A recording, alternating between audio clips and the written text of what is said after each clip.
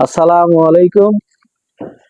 ত্রিকোণমিতিক অধ্যায় নবম ও দশম শ্রেণীর 9.1 আমরা 20 নম্বর অঙ্কের দিকে যাইতেছি। 20 নম্বর অঙ্কটা বলছে, লেফট সাইডটা আমি তুলেছি, রাইট সাইডটা আমরা বের করব। লেফট সাইডটা আছে sec থিটা প্লাস 1 আর sec থিটা মাইনাস 1। এখান থেকে আমাদের বের করতে হবে কি, বের করতে হবে cot theta plus cosec theta, কট থিটা প্লাস কোসেক থিটা আমরা বের করতে যাচ্ছি। তাহলে আমি একই ক্যাটাগরি আপনাদের বলেছিলাম কি, যে একই এখানে সেক থিটা প্লাস 1 আমরা এখানে কি করব, বিপরীত চিহ্ন বিশিষ্ট একই রকম, যাতে আমরা a স্কয়ার মাইনাস b স্কয়ারের সূত্র প্রয়োগ করতে পারি। তাহলে সেক থিটা এখানে দেখো আমাদের -1, আমরা কি করলাম, বিপরীত, এর বিপরীত হচ্ছে কি প্লাস, মাইনাসটার বিপরীত হচ্ছে প্লাস, তাহলে sec থিটা বা sec এও বলতে পারি, এখানে প্লাস, তাহলে কি করলাম আমরা 1 নিলাম। যেহেতু আমরা এইখানে নিলাম কমন সূত্র প্রয়োগ করার জন্য, তাহলে এই দিকেও নিতে হবে, উপরেও নিতে হবে, ঠিক একই ক্যাটাগরি। এখানে sec theta plus 1 plus 1 plus 1, কারণ উভয় পক্ষে একে, এটা ক্যান্সেল হয়ে গেল।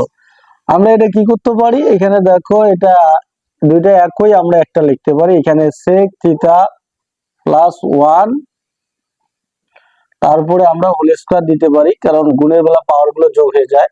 আমরা এটা b a minus b into a plus b, তার মানে আমরা স্কয়ার মাইনাস বি স্কয়ার 1 এর উপর স্কয়ার দিতে পারি, নাও দিতে পারি, উভয় পক্ষে এটা কি হলো, রুট। এখন একটা জিনিস মাথায় রাখি,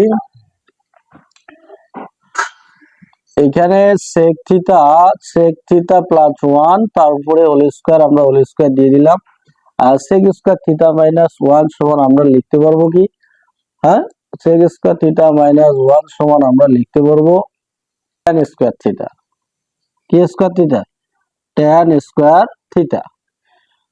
আচ্ছা, এখন তার উপর যে রুটটা, আমরা রুটটা দিয়ে দিলাম, রুটের মান হাফ স্কয়ারে কাটা গেল, হাফ স্কয়ারে কাটা, এখানে আমাদের বের হয়ে আসলো কি, যে sec থিটা প্লাস 1 আর এখানে tan থিটা, শুধু আমরা ট্যানটা দুইটার সাথে ভাগ দেই, এটা sec থিটা বা এখানে কি আসলো, tan থিটা, আর এখানে প্লাস 1 বাই এখানে কি আসলো, tan থিটা। তাহলে একটা জিনিস মাথায় রাখি, sec সমান আমরা এখানে 1 বাই cos লিখতে পারি, আর এটা ভাগ আকারে আছে tan, আর tan সমান আমরা লিখতে পারি sin theta by cos theta. এখানে দেখো 1 বাই tan সমান cot থিটা লেখা যায়, আমরা cot থিটা লিখে দিলাম।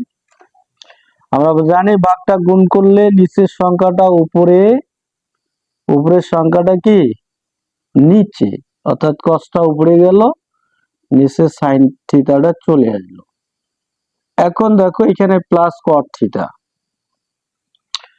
তাহলে দেখো কচ্ছে কচ্ছে কেটে গেল, এখানে 1 বাই কি থাকলো, sin থিটা, 1 বাই কি থাকলো, sin থিটা, এখানে প্লাস cot থিটা, আর 1 বাই sin থিটা সমান আমরা লিখতে পারি কি, 1 বাই sin থিটা সমান লিখতে পারি